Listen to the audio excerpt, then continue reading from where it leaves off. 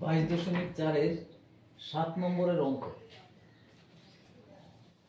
7 নম্বর, একটি ত্রিভুজের তিনটি কোণের মান যথাক্রমে x ডিগ্রি, 2x ডিগ্রি এবং 3x degree.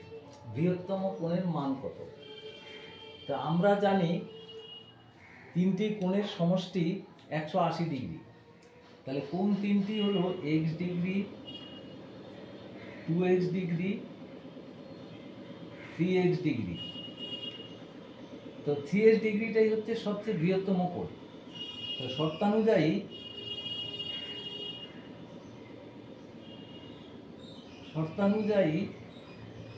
x plus 2x degree plus 3x degree equal to হচ্ছে 180 ডিগ্রি।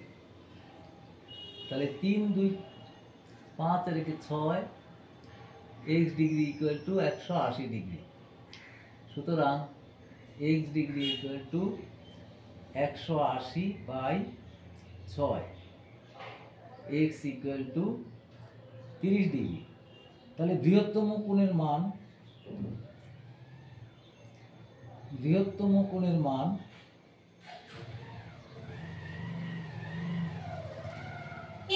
সমান 3x ডিগ্রি, মানে 3 × 30 সমান 90 ডিগ্রি। এই হয়ে গেল 7 নম্বর অঙ্কটি। এরপরে আসছে 8 নম্বর। 8 নম্বর হচ্ছে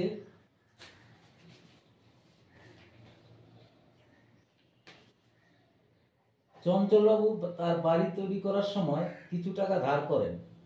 তিনি তার ধারের 1/3 অপেক্ষা 2000 টাকা বেশি পরিশোধ করেন, কিন্তু এখনো তার যা শোধ করেছেন তা অপেক্ষা 21000 টাকা বেশি ধার থাকলো প্রথমে তিনি কত টাকা ধার করেছিলেন? তো তাহলে আমরা যদি লিখি, প্রথমে তিনি চঞ্চল বাবু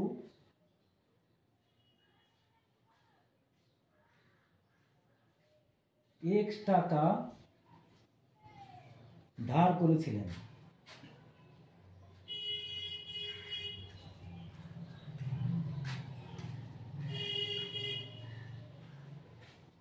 শোধ করেছেন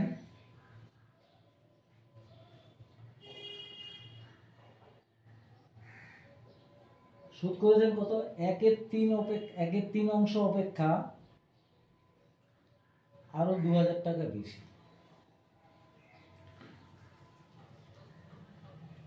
1/3 x প্লাস 2000 টাকা। তাহলে বাকি রইল কত? বাকি রইল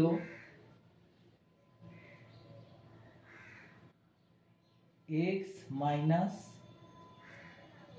1/3 x প্লাস 2000 টাকা। তাই দেখো, এই বাকিটা রইল, কিন্তু এই টাকাটা বলছে যেটা রইল সেটা যা শোধ করেছেন তা অপেক্ষা 21000 টাকা বেশি। তাহলে আমাদের লিখতে পারি শর্তানুযায়ী যে বাকি রইল তো এইটা x minus 1/3 x plus 2000,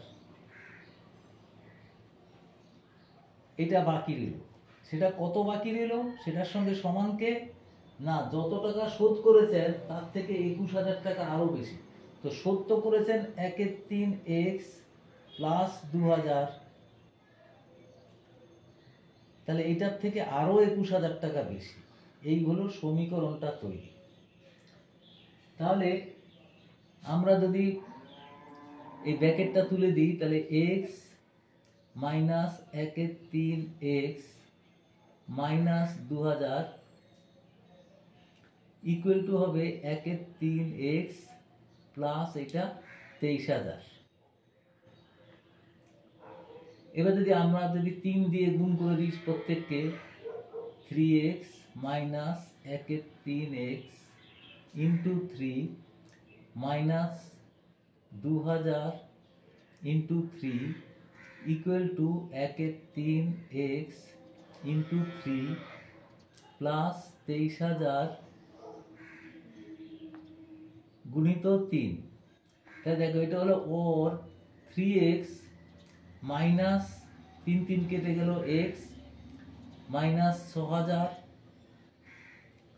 equal to এইখানে একটা x 3 কেটে গেল প্লাস 69,000 3 দিয়ে দিই। তাহলে এবার 2x মাইনাস x, এই এক্সটা বাদ দিকে নিয়ে এলাম, তাহলে 69,000 প্লাস টান দিয়ে গেলে এটা প্লাস হয়ে গেল 6,000। তাহলে x ইকুয়াল টু 75,000। তাহলে এবার আমরা উত্তর লিখতে পারি চঞ্চল বাবু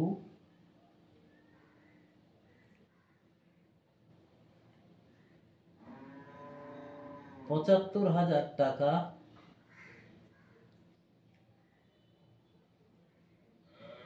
ধার করেছিলেন।